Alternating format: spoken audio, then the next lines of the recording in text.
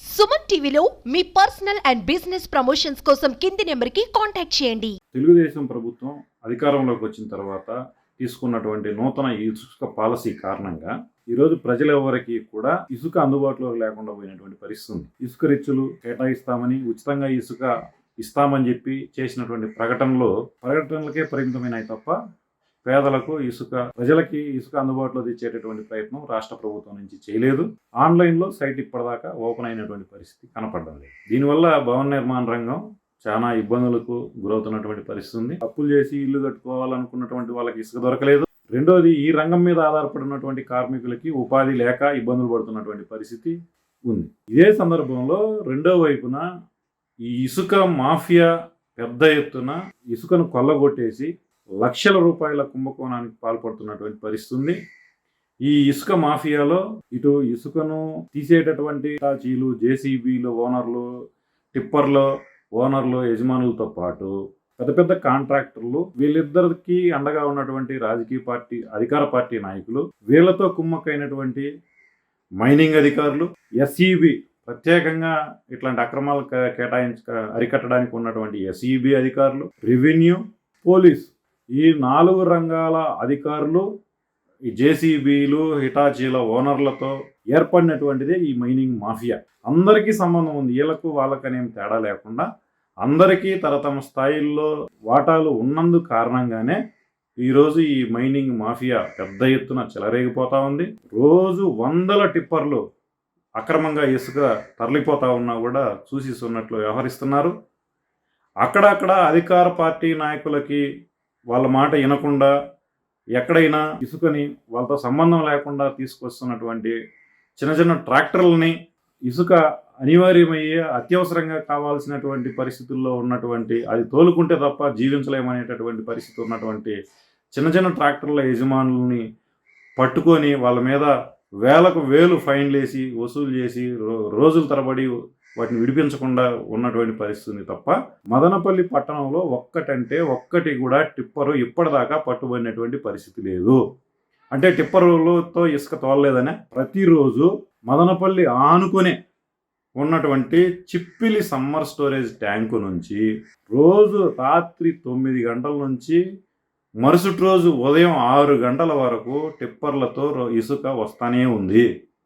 ఇది ప్రధానంగా బెంగళూరు హైవేలో ఉంది, మదనపల్లి బెంగళూరు రోడ్లో ఉంది, అక్కడే పోలీస్ స్టేషన్ ఉంది, రెవెన్యూ ఆఫీసులన్నీ అక్కడే ఉన్నాయి. అన్నీ అక్కడే ఉన్నా సరే ఈ మైనింగ్ జరుగుతున్నటువంటి పరిస్థితి వాళ్ళకి కంట పడలేదా అంటే ఈ మామూలు మత్తులో జోగుతున్నారు కాబట్టి ఇవి కనపడడం లేదనేది మనకు స్పష్టంగా అర్థమవుతోంది. అందుకనే సిపిఎం పార్టీగా మేము చెప్పదలుచుకున్నాం, ఈ చిప్పిలి సమ్మర్ స్టోరేజ్ ట్యాంక్లో బార్లపల్లి మోహను, మధుసూదన్ రెడ్డి, అంకిశెట్టిపల్లి జగదీశు, మణికుమారు, ఏఎన్ఎస్ శ్రీనివాసులు, అమర ఇట్లాంటి వాళ్ళందరూ అక్కడ టిప్పర్లు పెట్టి ట్రాక్టర్లతో ఇసుకని కొల్లగొడుతున్నటువంటి పరిస్థితి ఉంది. ప్రతిరోజు మీరు ఎంక్వైరీ చేయండి, నేను చెప్పినటువంటి ఈ పేర్లలో వాళ్ళకున్నటువంటి టిప్పర్ల మీద కానీ జేసీబీలకు కానీ మీరు జీపీఎస్ పెట్టండి. దాటి ద్వారా వాటిని అన్నింటినీ కూడా ఎక్కడికి పోతున్నాయి ఏదనేటటువంటి విషయాల్ని తీయండి. ఖచ్చితంగా వీళ్ళు పట్టుబడేదానికి అవకాశం ఉంది. ఒకటి.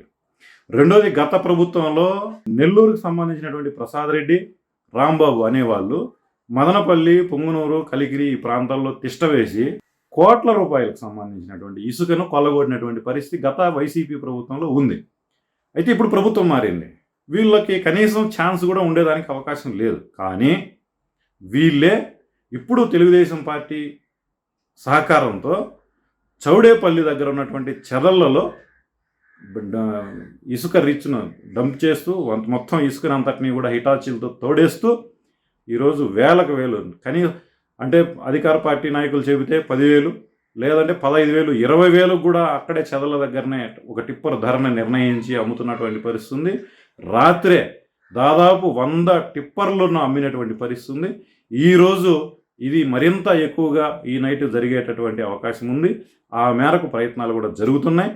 ఇది ఇంత యథేచ్ఛగా జరుగుతున్నాయి అంటే కారణం అధికార పార్టీ కనుసన్నల్లో వాళ్ళ అండదండలతోనే ఈ విధమైనటువంటిది జరుగుతూ ఉంది.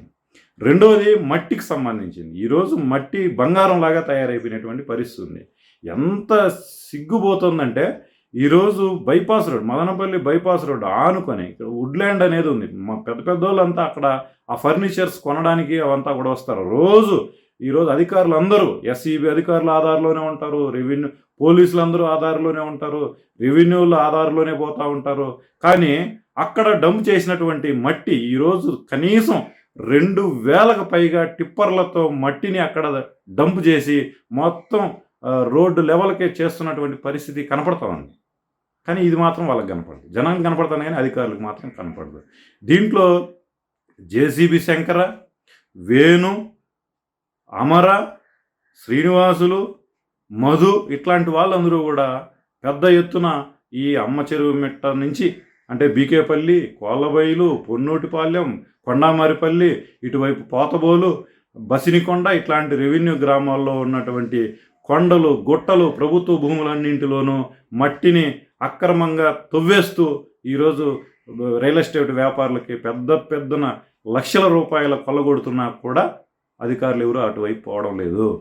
ఇది గతంలో ఈ మదనపల్లి శాసనసభ్యులుగా ఎన్నికైనటువంటి షాజహాన్ బాషా గారు ఇట్లాంటి ఆక్రమణలని నేను సహించేది లేదని చెప్పి ప్రకటించారు. దీన్ని మేము స్వాగతించాం, సిపిఎం పార్టీగా చాలా హర్షించాము. నిజంగానే షాజహాన్ బాషా గారు చాలా కఠినంగా వ్యవహరిస్తున్నారు, ఈ విధంగా ఉండాలని చెప్పి.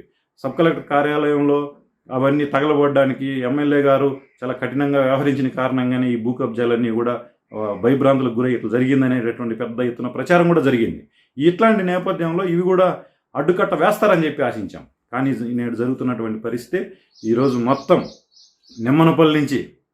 నిమ్మనపల్లి అగ్రహారం దగ్గర నుంచి బహుదాలో మొత్తం రోజు శంషేర్ అనే అతను 100 లోళ్ళ ఇసుకని అక్కడి నుంచి తరలిస్తున్నటువంటి పరిస్థితి ఉన్నది.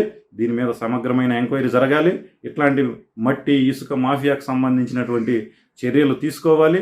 లేని పక్షంలో ప్రజలందరినీ కూడా కూడగట్టి దీని మీద పెద్ద ఎత్తున ఉద్యమం చేస్తామని చెప్పి సిపిఎం అన్నమయ్య జిల్లా కమిటీ తరఫున హెచ్చరిస్తూ ఉన్నాం.